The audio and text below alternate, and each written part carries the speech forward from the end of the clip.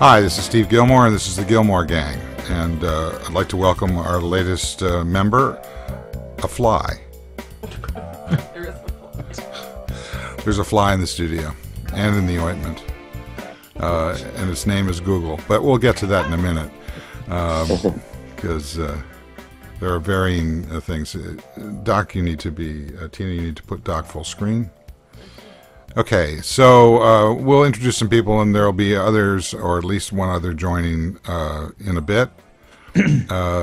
So we'll start with the ever-present, omnipresent invader of Facebook of the former decade, and now we'll find out what he thinks about this latest exploit. Robert Scoble, welcome. What's up? My point is Arrington was wrong then, and he's wrong today. But we'll talk about that when he's on the show later. Okay, well, we'll see. Let's see. To my left, from the fabulous Ribbit headquarters, is Kevin Marks. Hi there. Good to see you again. Also formerly a jaundiced supporter of the Google empire, so we know what he thinks. Now I'm robustly magenta, yes. Yes. Welcome. Yeah, I think Facebook should let people get stuff out, just like Robert always used to say. Okay, so we're not going to talk about that. And then from the Computer History Museum, an appropriate place for Ben Franklin to join us. Oh, I'm sorry, Doc Searls. Hey guys, I managed to hear about every fourth word you say, but I look good, so that's cool. Oh, okay. Well, that'll make for an appropriately data-constrained conversation. All right. So, and then, like I said, maybe Arrington will show up, maybe he won't. Any more housekeeping? I don't think so. Oh, I do want to review my favorite moment of last week's show. So I'm going to do a reenactment, which is... I asked Robert at the end of the show, he said that Silverlight was dead. Can we have Robert on camera, please? Sure. Thanks. So he said, Silverlight is dead. And I said, really? And you said? Really? And then I said, really? And you said... We could go on for an hour. No, it only was about 3 seconds. The second one, I said, really? And you said, maybe. Yeah. Yeah, so that was my favorite moment. It illustrates just how firm all of these opinions really are. Okay. Well, it's still not on the iPhone. It's still not on my iPad. It's still not on my PlayStation, and it's still not on my Google TV or my Roku box. So I think it's dead. But I mean, that was all true. Just has lots of promise. All right, we're locked. Okay. Doc, you're locked up. So the experiment with real internet, I think you may need to go back to the other one. But we'll stay with this for a while because we can hear you at least. All right. So Robert, what's your take on the latest kerfuffle? Well, I think we have to go back to the Gillmor Gang 3 years ago, or 2 years ago, something like that. Well, we have to go back to the notion of you own your own data, which was the Attention Trust, which was about 1943. But go ahead. But back then I wanted to get my emails out of Facebook and put them back into Google, and and Arrington kept saying, arguing me on that show, saying, no, that's wrong. My data's in Facebook, and I don't want you to take my data out of Facebook and put it somewhere else. And Facebook didn't want me to either. They kicked me off for a day, and so that ended that experiment. And today Google's coming in 2 years too late, trying to shut down the door and saying, hey, Facebook, you're stealing all of our data and you're not giving it back. Well, that's true, but the war is over today. The world is different today than it was 2 years ago. Today there's 600 million people on Facebook. How many people are total on the internet? 2 billion, 3 billion, and 2 billion people, 1.5 billion, something like that. So basically 1 out of every 3 or 4 people is on Facebook already. There's no more data in Google to steal. It's all on Facebook, and that's why Google's so up in arms. They need to start a new social network, and they need a reef to build off of, and they want Facebook to open up so that they can suck data out, suck our social graphs out and start a new social network. And Vic and Dotra is trying, but he's totally he's totally gifting this world to Facebook. So what you're saying is that they won, so we now have to bow down to them, basically. No, I think Facebook actually will open up even more. In fact, Facebook is way more open than they were 2 years ago, right? I can click on Huffington Post and say sign in, and all my data shows up on Huffington Post. That's because Facebook has become more open to moving your data around, or take it even further. You go to a music site and sign in, and all the music you've liked on Facebook or somewhere else automatically comes over to that new service, right? Because Facebook's data, the data around your social graph is open. It's just not the social graph. You still can't take an email address. Like I can't take Kevin Marks's email address and put it into Google Contacts. And will they open that? You can't API. You can't suck off in Facebook. You can't use any API to take an email address out of there and move it somewhere else. Yeah. Because they still think that's the last bastion of privacy, and where you think you have some control of your email address, which is totally bullshit. But it was bullshit 2 years ago. It's bullshit today. I think Facebook might even open that up, because I think Facebook's won. Facebook is so far ahead of the rest of the world in terms of identity, in terms of social graph, and in terms of understanding who we are and what our behaviors are around the web. It's not even funny. Okay, Doc, you're still sort of locked up visually, but are you still here with us?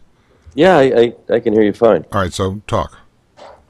Oh, I think it's interesting that that Facebook has won, but it's won for now, maybe, But trees don't grow to the sky, and it's not bigger than the web. As far as I'm concerned, the web has won. The web won a long time ago, but even the web isn't the last thing. And by the way, as long as I have the floor, check out isharedwhat.com. It's a nice little hack by Joe Andrew, who's a friend here, has been here at the Internet Identity Workshop, that shows exactly what you're sharing when you use Facebook Connect. And it's often not what people think that they're sharing. It's pretty neat. So just check it out, isharedwhat.com. Okay, Kevin, what do you think? Well, I think this is something that's been going on for a while. Certainly, we had this problem when we were building Google Friend Connect and wanted to connect to Facebook. And at that point, they said, no, you can't connect to us. And we said, why? And they said, we'll get back to you on that, but you're not allowed to. So Google has maybe finally got fed up with this. Doesn't surprise me. But Facebook has got a bit better over the last 3 years. And there's the ability to export the stuff you've uploaded. But they're holding on very tightly to the contact data and the connection data, and that is something that, as Robert complained about 3 years ago, it is a problem. What they are doing is letting you bridge it out to telephones and things. We're seeing that with the mobile stuff. They're writing it from the Facebook into the Android, into the iPhone. So that piece is starting to make a bit more sense for them. But they are really trying very hard to stop anyone else take advantage of that, except on their terms. Okay, well, I guess that's it. It's a great Facebook world we live in now. Well, I look at all the mobile apps on my iPhone. A lot of them I sign in with Facebook. If I go over to TechCrunch and I want to comment, I sign in with Facebook. I go to Pandora, I sign in with Facebook. I mean, Facebook is becoming our fingerprint that we touch these websites with, and all of a sudden the website knows who we are. I think it's really interesting. I just got a Microsoft Xbox Connect last night, and Xbox Live is a fingerprint that's similar. That it now recognizes my face. It recognizes when I'm standing in front of that camera, and it'll be interesting to see if Microsoft uses that to build off of. So far, they haven't been able to, but maybe with this new Windows Phone 7, they'll be able to do that. What was the name of the guy in 1984? Winston Smith? Orwell? Winston Smith, exactly. Winston Smith, yeah. So we're talking now about how the new shiny interface to the omnipresent monitoring of everybody, it's an upgrade to the look and feel of it is totalitarianism. It is a telescreen, and it does try and get you to do physical exercise. It is. I'm actually really sore this morning after doing it last night. Scoble, Robert, 15431, you're not doing your physical jokes well enough. It's straight out of the book. Right. Oh, Searls animals- Doc. Not enough humor yet. Come on, tell us a joke. I mean, you told me a lot of funny jokes in the last 3 days. I said there's a fly in my pants. You said there was one on the set. Well, that wasn't one of them, but No, it wasn't one of them. I don't know. I mean, they're all sort of. To me, it's a joke that we think that Facebook is the end of times. It's another trap, and it's a fun one to be in for now, and we're going to move on to other ones. Well, I can't wait for the next thing that Robert's going to get all excited about.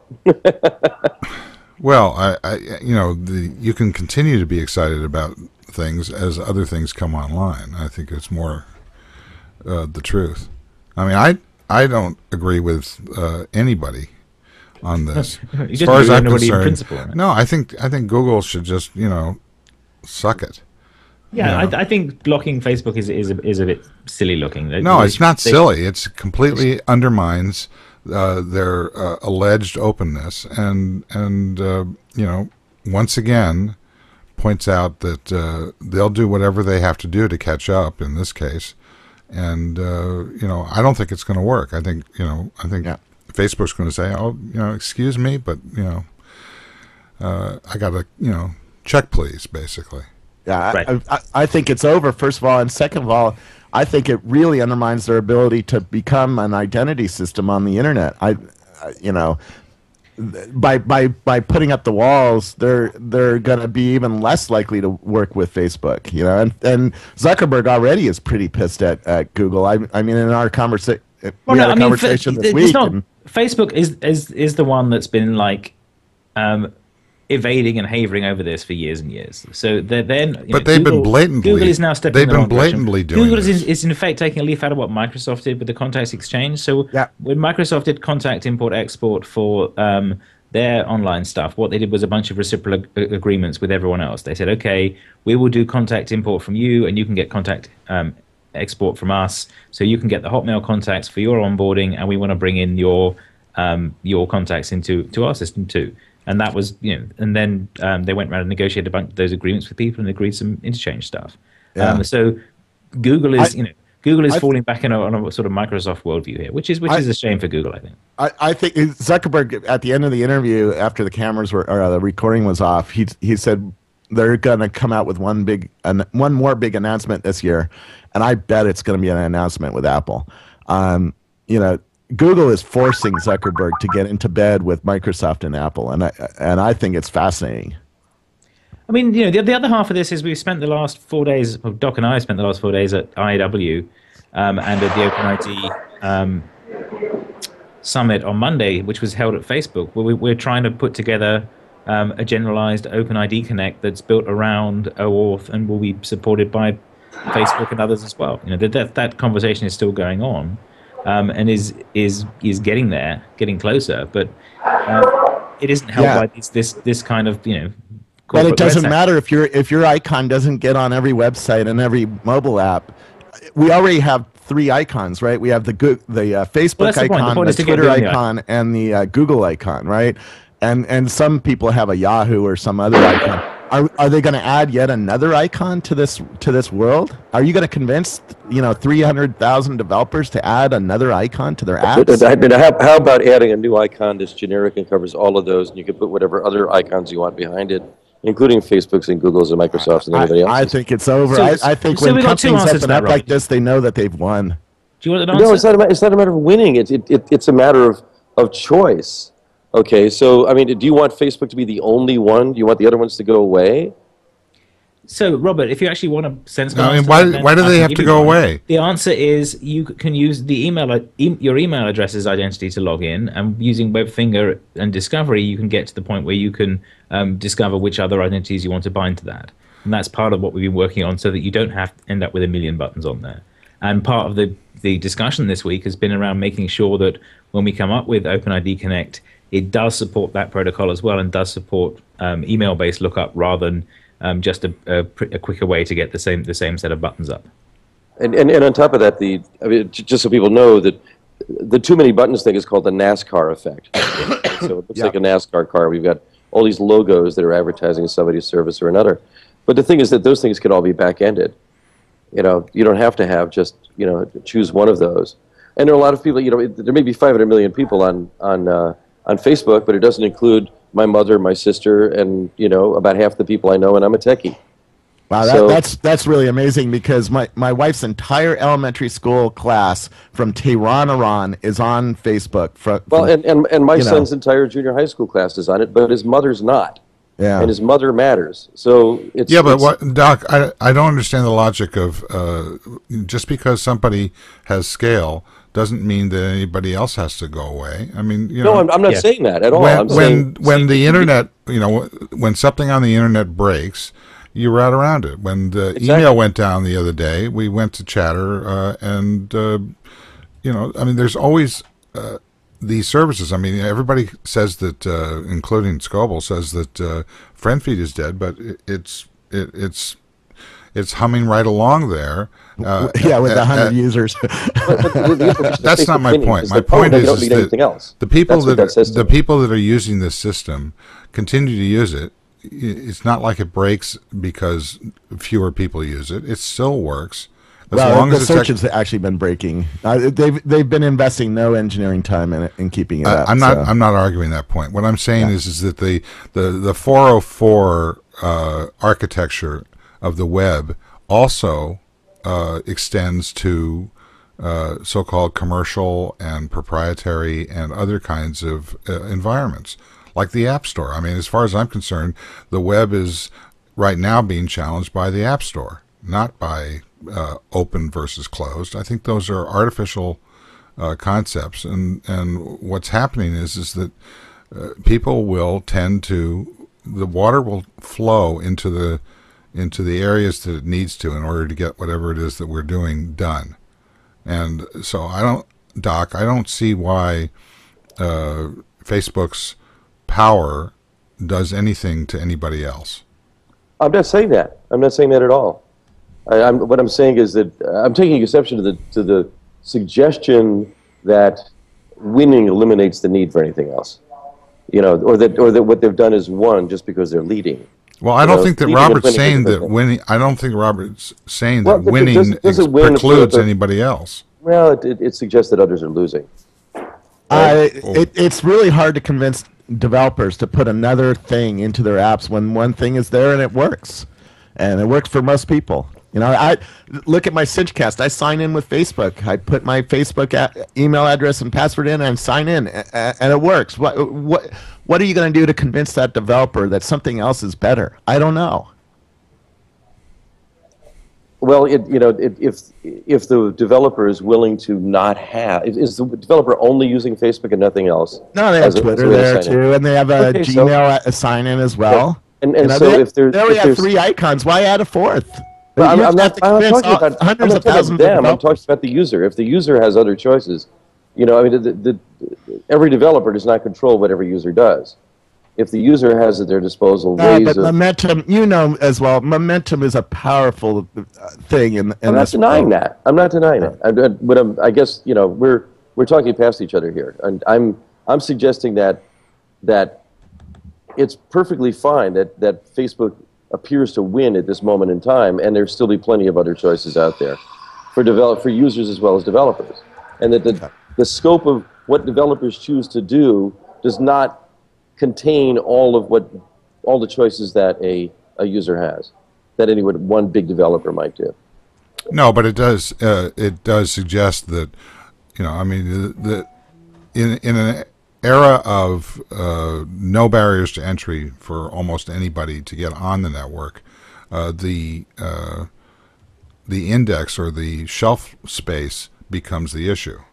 And shelf space is mind space, and if you have something that the majority of people are aware of versus other services which don't have that same kind of traction, it moves toward the larger, more established entities. Sure. Okay. So the question is whether there's any kind of strategic value in what my question is there any strategic value in what Google has just done? I think it's. I don't care. Yeah, maybe no, not at all. But that's not. I'm making a different point. I think Kevin is making the same different point, but I think it's a lost point if all we're talking about is what Google and Facebook are doing. Right. Yeah. Well, the commentary on TechMeme and the little that I've seen of this issue since it surfaced last night seems to suggest that it's going to be either Google is going to be successful at changing the conversation. I mean, this is the kind of thing that we see in elections. And either it works or it doesn't. Is this going to work for Google in terms of establishing themselves as somehow on the side of data portability, whatever the hell that means, or is it going to be seen as a setback for Google's notion of being open and the logic of their spread? To me, it's just it's a number two, raising their hand and saying, we're number two. We need to catch up here. So we're going to wrap ourselves in the mantle of data openness, and I think it's laughable. But they've been doing data openness for a long time. You can't ding Google on that. I just did. Well, but so take it back. Take it back now. They actually have genuine data openness. That's the thing. That's one of the things that I'm proud of them for. The time I spent there of actually making this stuff. Yeah, but they don't have the data that matters anymore. That's what this whole argument's about. Well, that's not quite true. They have a lot of good come data on, they don't have they any have a lot of good data from those Android phones. I want to hear what Kevin was trying to say. Go ahead, Kevin. That same contact store Google has is now being populated by all the Android phones out there and is actually getting richer and more useful than just the Gmail stuff that was in there before. So they do have a bunch of useful stuff. And part of this, and I suspect part of this is a pushback against Facebook's Android app going, hi, we're going to hoover every contact out of your phone and stuff it into Facebook. So after trying to hoover contacts anymore, that's my whole point. After hoovering or trying to hoover everybody's Gmail contacts into Buzz and that failing, I mean, come on, what are we talking about here? Yeah, what the world is about now is our social behaviors around the world, and it's on Facebook. It's not on Google. Google doesn't know what music I liked on Pandora. I mean, come on. Does Facebook?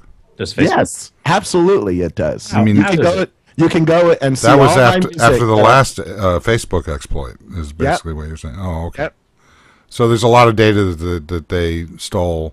You can see all the brands I like. I've gone and clicked thousands of websites and clicked like, including like TechCrunch and stuff. You can go to my profile and see everything I like, all the music, all the movies, all the books, all that shit is there, and it's getting richer and richer and richer every time I click like on something. It gets richer, and Google has none of that data.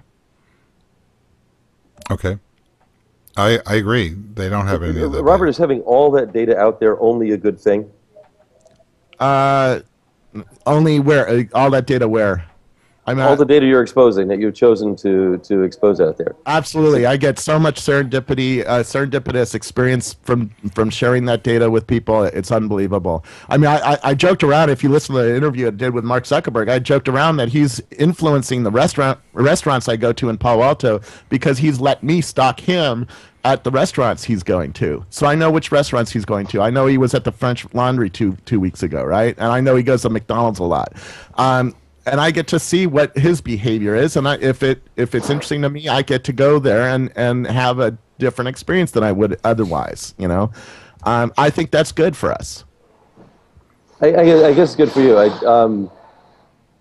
It's brought so many people into my life by sharing it on Foursquare, sharing it on Twitter, sharing it on everything about my life is open book. You can go to Facebook and see what kind of music I like. People invite me to concerts because of that. It's crazy what happens to you when you are open with your data and you share it. What about have you had any stalkers? Everybody's a stalker. I have 150,000 stalkers, and I stalk 150,000 people. Okay. What is a stalker? Define that. So I put it this way: has negative? anybody wanted to do you harm? ever. Yeah. Not that I've known, but yeah. Well, that's you. I'm sure. Actually, yes, there are people who have wanted to do me harm. Lauren Feldman wanted to do me harm. He came after my business. And what happened to him? He went away. Seriously, haters don't get attracted. People who don't share data and who aren't honest with this world go away. They don't get followers. They don't get interactions. They don't get invited to cool things, and they don't get experiences in life that are magical. Oh, I think you can have lots of magical experiences without being socially exposed all the time. I've got invited to a private tour of the White House because of this stuff, right? Yeah. I've gotten on the deck of an aircraft carrier because of this stuff. I've been in a hot tub in Sweden because of this stuff. On and on and on. Okay, but your life is neither typical nor an ideal model for a lot of people. No, but you can learn from the extremes. No doubt about it. I'm not saying you can't learn from it. So you asked a question and he answered it. So what's your? You can go to the restaurant that Mark Zuckerberg eats at now because he lets you stalk him. I'm not. That's interesting. Oh wow, I can go to McDonald's now. Wait a minute, I already went to McDonald's today. I enjoy your company, but I don't really care what you eat. Not a whole lot. I mean, Facebook was wonderful for running into Steve this week. I'm here today in part because. Steve and I got to hang out because I exposed my. No, it was Foursquare. I was on Facebook. It was Foursquare, rather. Yeah, that's perfectly cool. I got no problem with that. Where I have a problem right now is assuming, and I hope the noise in the background isn't too bad. Yeah. Is assuming that because because infinite exposure to a zillion people by Robert Scoble, friend of Mark Zuckerberg, is a good thing for him or for those two people, that's what everybody ought to develop toward. And I think that's actually a fairly limited view of what the scope of development might be. And I worry about how much development is not being done. Take it out of the Google and Facebook world. Go to Plancast. I can go to Plancast and look at thousands of events and see which ones my friends are going to and which ones are popular. It helps me choose my events for the future. That's just a little example of how social has totally changed something and made it possible for everybody to have a better experience. Everybody. You go to Plancast, you search for a tech event there, you get a list, and it shows you which ones, Doc Searls is at, and which ones I'm at, and which ones have 1,000 people going to it, which ones have 5 people going to it, and you can make a decision. Do you want to go to a popular event? Do you want to go to a small niche event? Do you want to go to the one that Doc Searls is at? We're small. It's not just us, man. Hey, Robert, slow down. I want to hear Doc at least a little. There are other people who don't want to do that. Okay, but so they don't have to do that. What's forcing you? I'm married to somebody who's appalled at the notion of exposing any of her personal life. And she doesn't do that, right? There's Amish, too, who don't want a telephone. I mean, I don't care. I really don't care about the normal people out there, If I cared about them, I wouldn't have been doing this for 10 years. Well, I tried to stop you, I'm very glad Robert. you're doing this. You're a wonderful pioneer, and it's fun to watch what you do. But Doc, I don't understand why. Who are you protecting from themselves? I mean, if they don't want to share this data, then they don't. Anybody from themselves. This is like the talk. I'm talking to the telescreen. You are living a social life. You have to live the social life. We're building things for your social life. You need to expose everything to everybody else. What's oppressing you? It sounds like what's oppressing you is the evangelism of somebody who loves this stuff. No, I'm not. I don't feel the least bit oppressed. Oh, okay.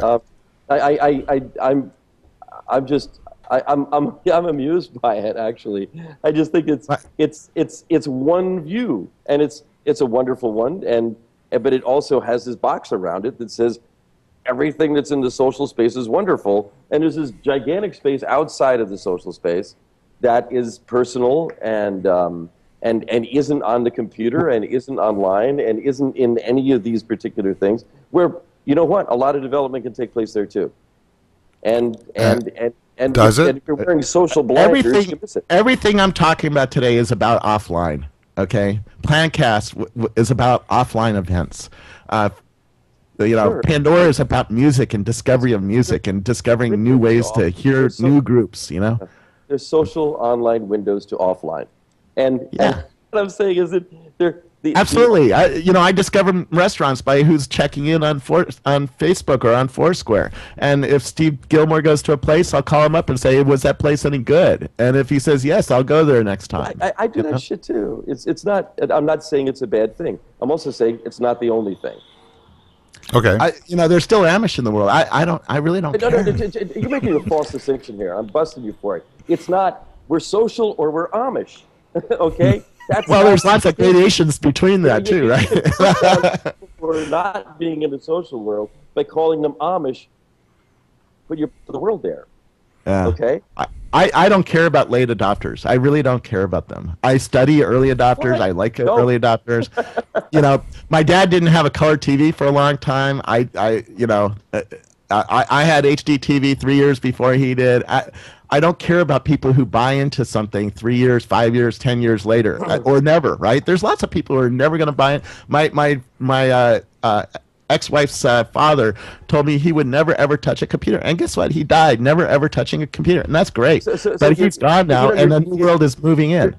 You're still putting people down here. I'm going to ask you something. Totally. Now listen to me. Is there a distinction other than you're social or you're Amish or a late adopter? Is there any other distinction? No, there's gradations between that, right? And there's late adopters in video games and early adopters in cars. Somebody might buy a brand new Tesla and not have a color TV. I'm not, there's lots of gradations. You can't paint everybody with one brush, but good. But this world is moving and is interesting because it's moving. And people who are dragging their feet, not participating or ignoring it or saying it's not important, I just don't care. I just don't care anymore. Go ahead, don't care. People. When the telephone came out, I'm sure people had arguments like this on radio. I'm not going to get a telephone. It's so intrusive. The freaking thing rings in my friend's kitchen, and he has to answer it. Oh my God! Social disruption. There's another characterization there, which is that you're either an early adopter or a late adopter, and that's one continuum. But there are other variables involved. I'm sure there are. It's interesting. Gary Vaynerchuk and I did a speech in front of a bunch of people, and he asked how many people thought they would never, ever get a cell phone. The entire room raised their hand. Now everybody has a cell phone. And he said, how many people think they're never going to check in on Foursquare? And a good number of the people raised their hand. He goes, when you start getting free beer, you're going to check in. Our behavior changes over time because of this stuff, and that is happening in a big way. It's not avoidable anymore that this is happening. All you have to do is look at how people are using Facebook and Twitter and Foursquare and Plancast and all these social services. Even my recipes now are coming to me based on popularity and who my friends are and stuff like that. It's just crazy what's going on. I think this argument's over. It's 10 years from now, we're going to look back and go, yeah, that was a fun argument. No, I mean, the argument isn't over because, you're both saying things that are true to each other. Oh, absolutely. Right. You understand what I'm saying? The future. This reminds me of the, I used to think that this technology called RSS was really important. No, I did. Yeah, I did too. And everybody, for a very long time, either they would just, walk away, or they would say, this isn't important. It's not popular. Nobody's going to use this. Look at, it's hard to use, blah, blah, blah, all that kind of stuff. And it had nothing to do with what the importance of RSS was. RSS changed the world. Now, some people will agree and some people will disagree, but it doesn't really matter what we say about it. In terms of, quote, winning this argument. The fact is Doc's already acknowledged the power of what we see here, and he also is acknowledging the power of something else, which I haven't really heard. Evidently, it's some channel that his mother can play on, as opposed to Facebook. But my mother's dead, so she's not playing in any channels. All right, well, Yeah. somebody's mother. I remember. But to take it back to the modern world, Zuckerberg's own parents weren't on the internet until about 3 years ago, and they thought that their kids were doing some weird experiment which that they would were. fail. They were, and that would fail, and they would go back to school like they should have. Well, all parents are afraid that their children are going to, never get a job. And that they're always going to be holding their hand out for lunch money.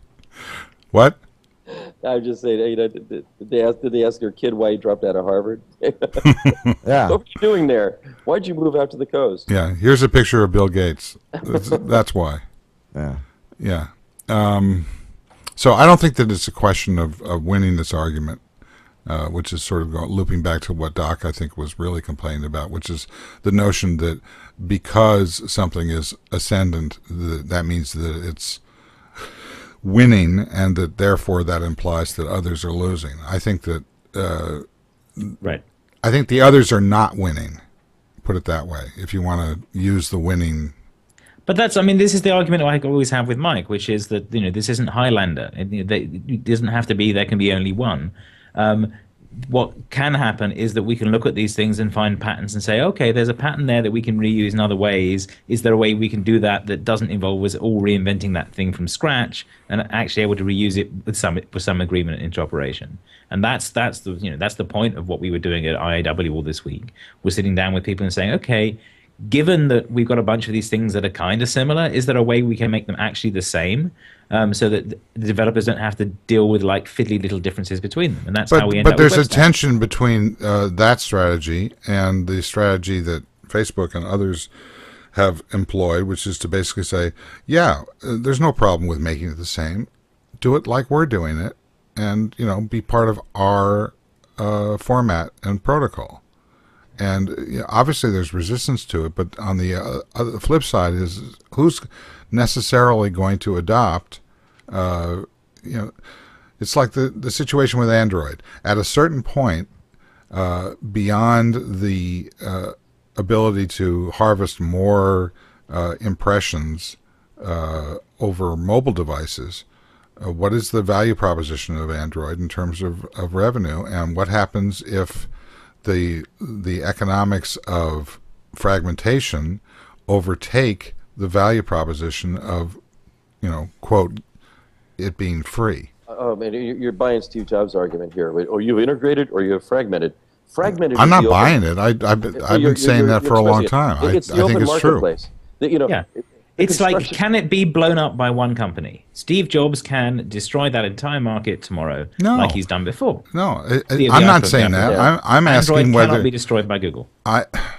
Yes, exactly. Android can't be destroyed by Google. It doesn't matter what Google does at this point with Android. It really doesn't. It's bigger than Google. That's what they set loose in the world. And what that's Android, great. What Android does is it allows a lot of other companies other than AT&T and Apple to participate in the smartphone business. It allows customers to have a lot more choices than Apple in the smartphone business. Choice is good. That's called an open marketplace. Android is about the open marketplace. So when Apple when is Google about a bigger silo. So when Google masquerades as an open, let's all play fair data provider by locking out Facebook, and therefore creating a digital divide, I think. How does that resonate with?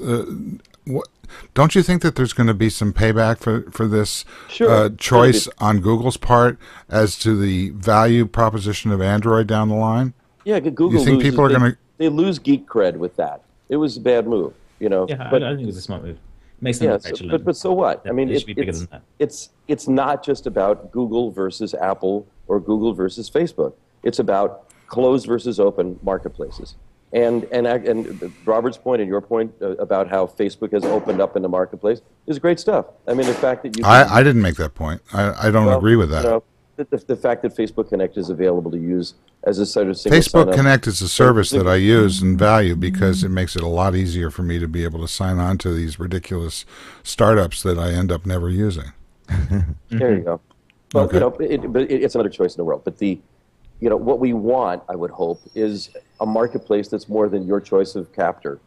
And, Google's move with Android 3 years ago, But whatever it was. I don't see it. helped I make don't that see happen. them as captors. I think that Yeah. that's a I'm facile saying that they're not argument. Most users Apple's a don't look at the captor. world. I don't Most think Google's users don't look at the world that way. I see I see. We do, 'cause I we're see insiders. economics having certain patterns, and I personally, in my use of technology and my interest in technology, I'm as interested in those dynamics about what's going to happen, and therefore what am I going to place my time and energy on, than I am in the so-called concept of open. Not to say that open source and open technologies in general have profoundly changed the world. They have, and they will continue to do so. But the notion that somehow this is the the notion that the web will win, for example, the web is a series of constructs that are currently working in concert. These app stores that are opening up are also a construct that is working, and it has incredible dynamics. And when I think about where I want to spend my time in terms of computer resources, I'm much more drawn to certain apps than I am to certain web versions of those apps. Not because one's rich and the other's not, but because there are some dynamics in this, in using the internet, which is, after all, sitting on top of TCP, PIP, and HTML to a certain extent, to be able to use a concert of protocols, right, including video and other kinds of services, peer-to-peer, et cetera, that is bigger than the web to me. Sure. The web is a visual construct, at least as it was originally designed or interpreted by Netscape. What are you showing us, Robert? Instagram is the hottest mobile app of the last 2 weeks. They have 500,000 users in a couple of weeks.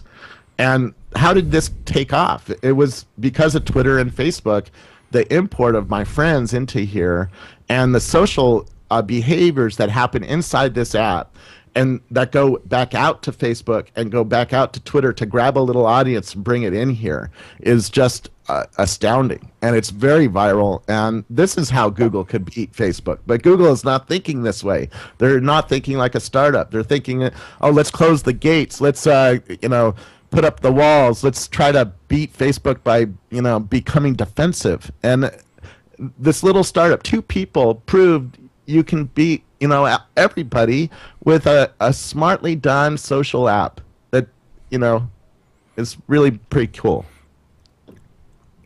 Comments? No, it's nice. I agree. Instagram's nice, but it's taking advantage of this infrastructure of openness, just like we were just Steve was just saying. So the point is, these are all built on a set of these protocols constructs that of already exist. openness. But according to Doc, I'm buying into Steve Jobs' framing of the universe. Okay, you were going in a direction that sounded very much like what his attempt to reposition open and closed as fragmented and integrated. But I mean, fragmentation has always been the problem of the kind of strategy that Google's employed with Android. Microsoft's been doing this for years to intense failure. It's not just a problem; it's a solution as well. Fragmentation is. Last night I spent a bunch of time writing up a piece for Linux Journal. I finished it just before this, talking to one Android developer about the fragmentation problem. It is quoted TweetDeck. TweetDeck has to cope with all of these different Android phones and devices. If you look at what he quoted, what he pointed to, rhetorically, he didn't provide a link, they're actually bragging on it. They're actually saying, isn't it great? We run on all these different devices with one development effort. There's this great variety of devices. Yeah, I mean, they've got to find some oxygen somewhere. I mean, I've been using the Twitter iPad app, and the Twitter iPhone app. Basically, I'm not using anything else except Twitter after hundreds of years. Yeah, so what? I mean, what I'm saying is that sure, TweetDeck is going to laud the opportunity of fragmentation, but I mean, does that mean that it's not a real issue? it's not. It's an issue only to the extent that, there's some people would prefer not to have it. It's a question of what, Yeah, compared to they've what? always But wanted that. here's Though. the thing. Compared to what is the so question? accustomed to a marketplace where big companies dominate. We want to talk about big companies versus big companies. Look at a mature marketplace like construction. It's all fragmentation. And guess what? You can build anything you want, anywhere you want, any way you want. And the main thing you have to cope with is just like zoning laws and stuff like that. Nobody says, geez, isn't it horrible, isn't it great that my nails only work with these particular boards? You make nails to work with all kinds of boards. I mean, we get annoyed if we're trying to build something, if you need some special tool that works only with that particular kind of thing. I need an IKEA Allen wrench to screw together an IKEA box. You're making a very powerful point, and the only thing that I'm trying to say is that by intermittently wrapping, I'm not saying you're doing this, but a lot of people are intermittently wrapping this discussion as the good guys versus the bad guys, the white hats versus the black hats, and Google, because they are slipping in terms of their ability to be able to control their destiny, I believe. They're reacting. I mean, they filed a lawsuit against Microsoft and the U.S. government because for some Office deal that was done where Google was locked out of it because no, everybody but Microsoft was locked out of it. Okay, that was the Department of Interior put out an RFP for only Microsoft stuff, saying we're only going to take offers for Microsoft stuff.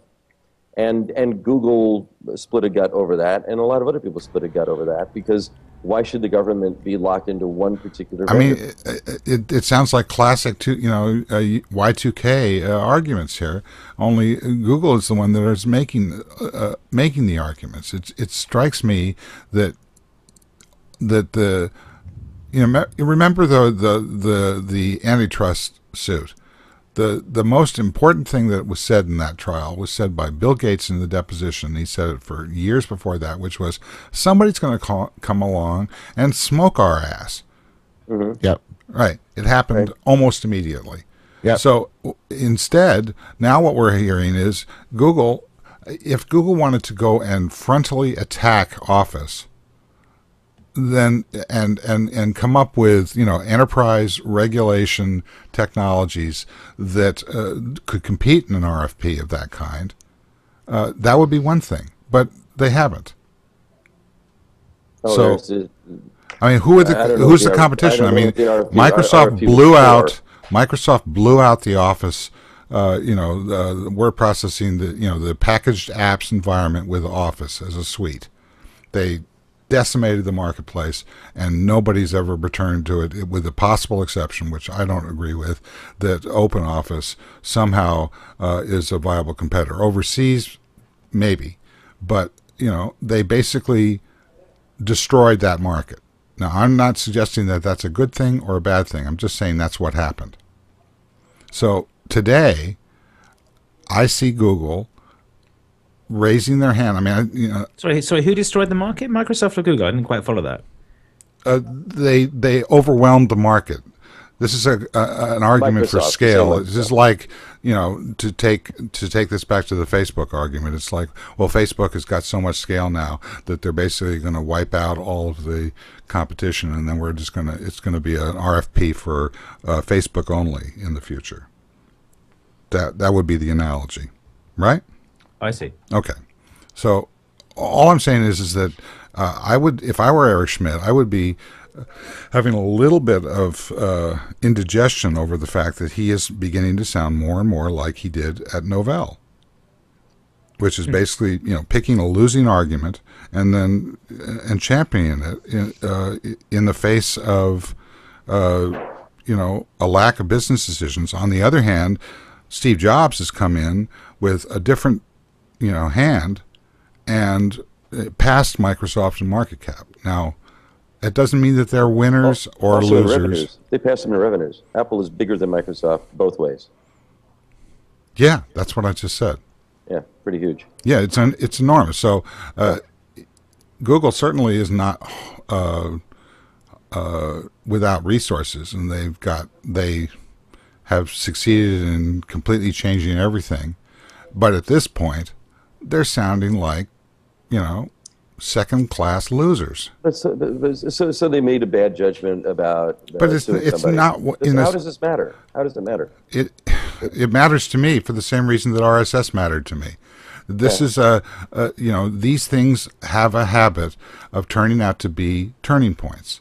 Yeah. And I think Google can recover from this, but if they're supported in the notion that somehow they've done a smart thing here, or even a good thing, quotes good, I think that the people who are going to be damaged are going to be Google. Just like if Microsoft thinks that Steve Sinofsky has won the battle and the dreaded Ozzy has now been in retreat, and he takes advantage of that to decimate what's left of that company, I think it'll be a mistake that will be, Harvard Business School will be discussing for many years to come. So that's why I'm interested in it. And if they are, I have a great email to start that book.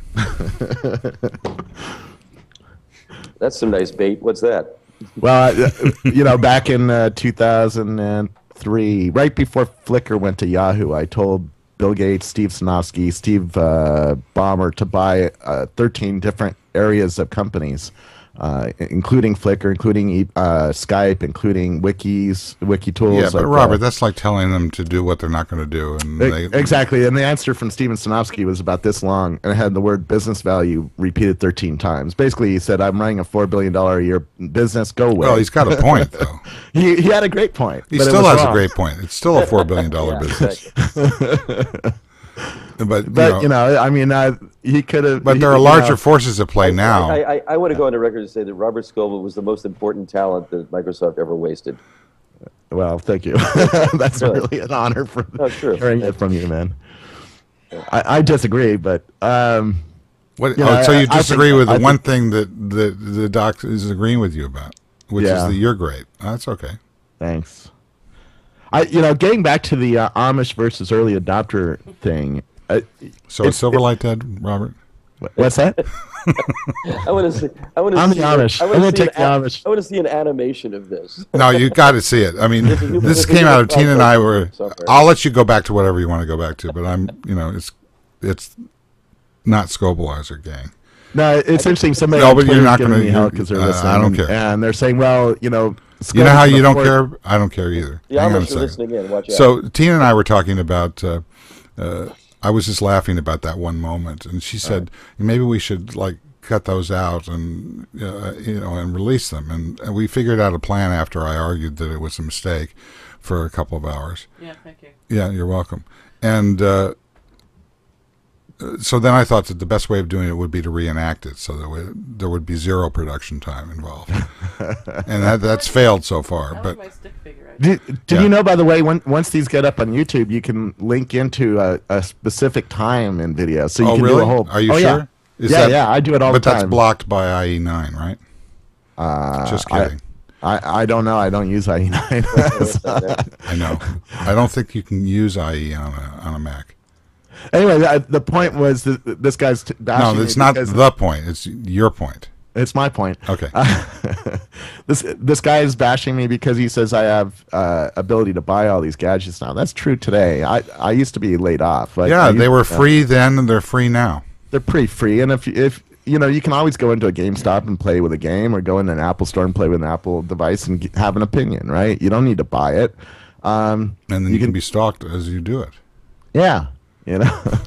Hey, Robert Scoble's in a GameStop at the corner of. But he was bashing me. He was saying, well, early adopters can afford to buy both VHS and beta. Well, I actually sold beta and VHS in my consumer electronics store in San Jose, and people didn't buy both. They picked one, and they picked one for different reasons. Well, the reason the VHS one was because it was a 2-hour, porn. You could get more porn for exactly VHS. I mean, that's why it happened. And that's where I disagreed with them. Most of the early adopters went with VHS. Most of the people who looked at a feature set and tried to make a rational decision went with beta. And we rented movies too, and I always pointed to the rental side. I said, "Look at all the rentals; they're VHS. You wanna buy a beta that's sharper, but to say that's not a rational decision, that no, is it's rational. But in Silicon Valley, played longer amounts of. It was cheaper and it cost, and it played longer. But a lot of engineers in Silicon Valley bought betas because they were sharper, right? And that's sort of I guess that's where Doc and I are having this, is it a binary thing, or are there other factors in play? And there's lots of factors in play when you talk about adoption or buying, or who you are. Lots of things come into play there. I don't know. I like studying. One thing I like studying is the tip of the spear, the people who make those early choices, because they decide what the rest of the people are going to buy. Because, after my video store had 20 videotapes, and we noticed most of the time the ones that rented were the VHS ones, we started going more and more and more toward VHS, and that's what made the rest of the market go VHS. Is Facebook the VHS of today? Yeah. Absolutely. There you go. Yeah. Absolutely. Facebook is... So when was the last time you used a VHS, Robert? A while ago, man. We bought one. In the garage. Remember Facebook? Yeah. I still have one in the garage. Well, I don't think this is going to end well for either Facebook or Google, so I think it's important to... I apologize in advance for thinking that something's important, Doc, but I think it's important that Google rethinks their attitude before it destroys everything that they're doing. Yeah. I personally think it's important that Facebook rethinks their attitude too. Say again? I think it's important that Facebook rethinks their attitude too, and there are signs that they are being a bit less cagey about this and behaving a bit better. I don't see that at all. I think they've been as cagey as they could possibly be for as long as they possibly can be. They called me this morning and they said, "You watch, we're going to be even more open in the future." They know that they've won. Yeah, but they know that they have your social graph, and that social graph is so freaking powerful. It's not you're not going to. My wife is never going to move until all of her elementary school friends move, and I'm sorry, Doc's, friends aren't on Facebook yet. Doesn't matter. A lot of them are. That's my point. A lot of them are, and many are not. That's all. And those people are so locked in because their friends are there that they're not going to move no matter what. Vic and Dotra can pull out a magic rabbit out of a hat, and nobody's going to move. Well, my problem is that this is not a magic rabbit. What they're doing, this is a but it's dead dormouse. What Vic is doing is setting up the magic rabbit. He's hoping he has a magic rabbit, and he's trying to set it up. I think that kind of thinking is precisely what is malignant about this idea. The idea that he's setting up an open framework with a proprietary lock-in strategy is just Orwellian.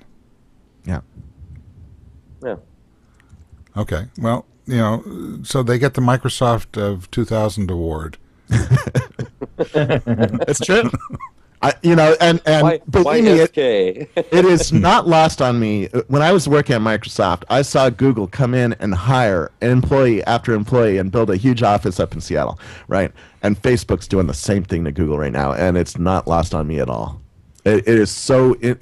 All you have to do is sit in the front office of Facebook and see all your friends who used to work at Google come through the door. Or a lot of Microsofties are there now too. Yeah. On the other hand, I was driving somewhere. I was driving down to see Doc the other day, and I somehow took the wrong exit that I always do down there, and there's block after block of Google buildings, and I don't think that's what Facebook has. Not yet. Not yet. They're not as big yet. No, they're not yet.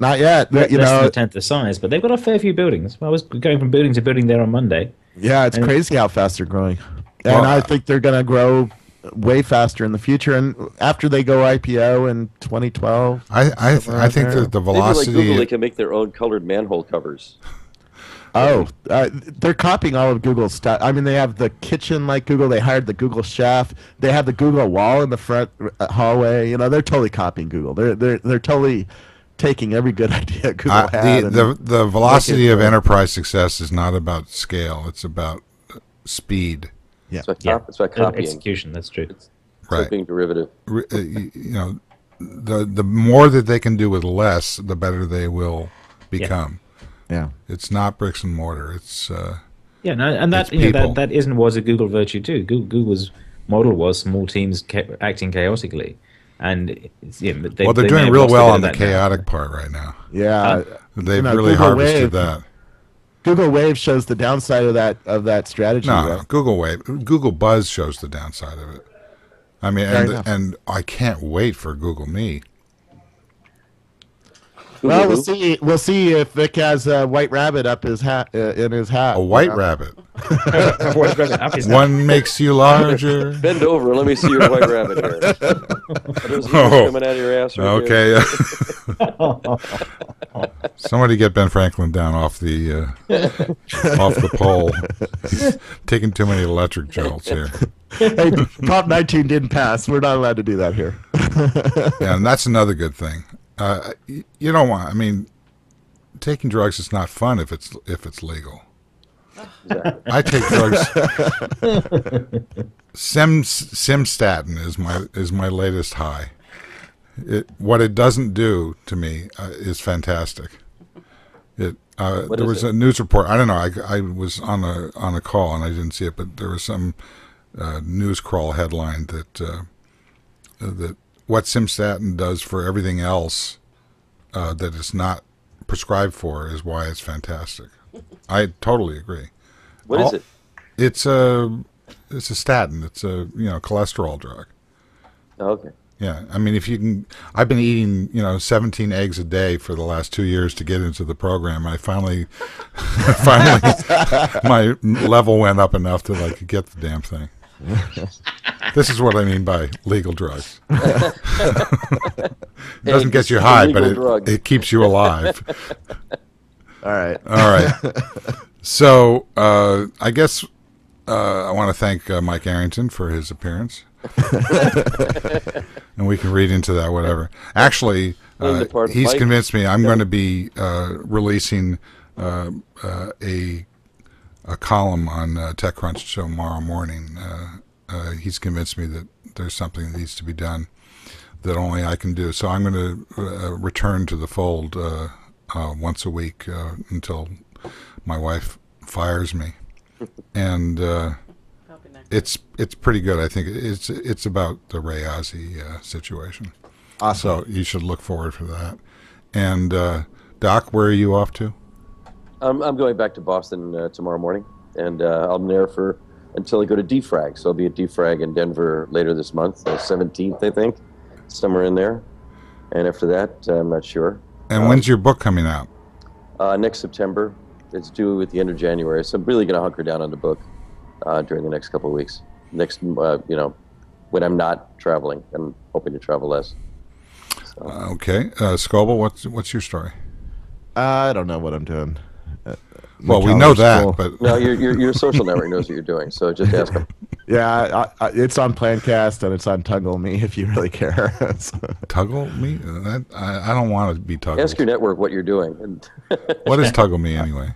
I'm seeing Tuggle Me is a way for you to get it on my calendar.